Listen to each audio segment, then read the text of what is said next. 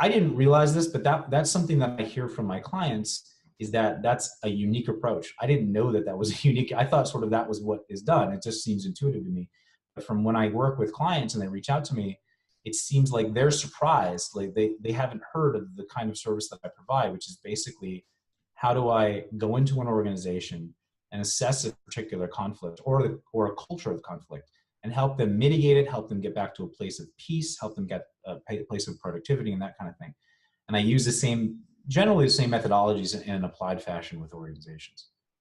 Yeah, so on your website, you mentioned several venues that you work in. I think it was organizations, individuals, and communities. Yeah.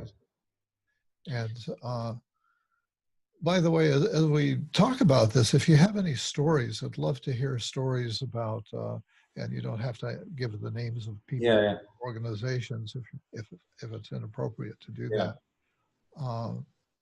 Yeah, I mean, I'm happy to share different stories that I've seen that really. I mean, there's like I go back to this to one that I often talk about, which is a surprising one. Now, I've seen this happen a few times, but not so dramatically. But so there was a company I was dealing with where they called me in to help mitigate a conflict, and the idea, the proposal to me was that there's this one individual, and she's a high-level executive, but she's very valuable. They don't want to lose her. However, there's all kinds of conflict with her. She wants to do her own thing. She doesn't want to listen to her boss, which is the CEO essentially.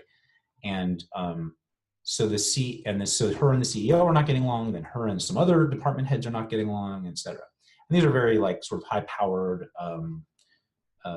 business people. These two are women, but it was a women-run company actually, and it was. Everybody's sort of stuck in their positions. And so I came in and I started I do interviews with everyone individually first before I do any dialogue. Yep. And what I found was that it wasn't all that it was cracked up to be when it was proposed to me. It was like one person, the other person has the conflict. Welcome to the world of consulting, right? Right. And the other, this one saw this one as conflict, and this one who the other one saw was conflict didn't think it was just like, it was all kinds of different stories than what I was originally proposed. And then when I got them into a dialogue session, what I call is like a transformative mediation, because my goal is not to have them walk away from each other with something. My goal is for them to come together and move forward together in a relationship.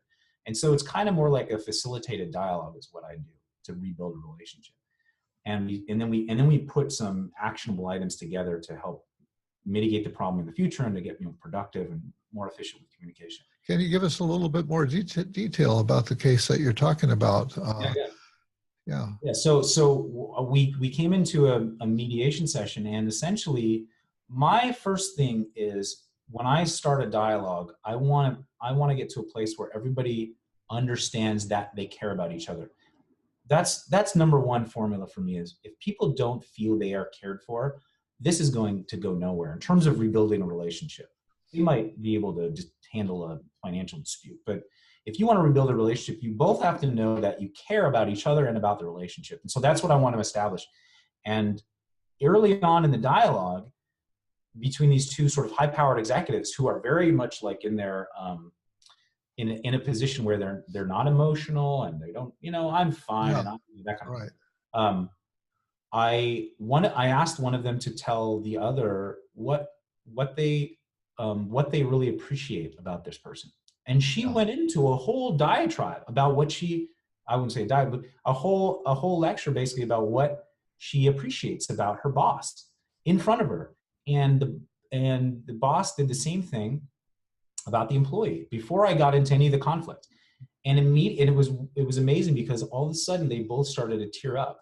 And one of them started like kind of crying and saying, I can't believe I thought you didn't like me. I never knew you thought this about me. I never knew you even like recognized this stuff about me, all this stuff. And yeah, of course I recognize this. You're so valuable. And it completely broke down the walls.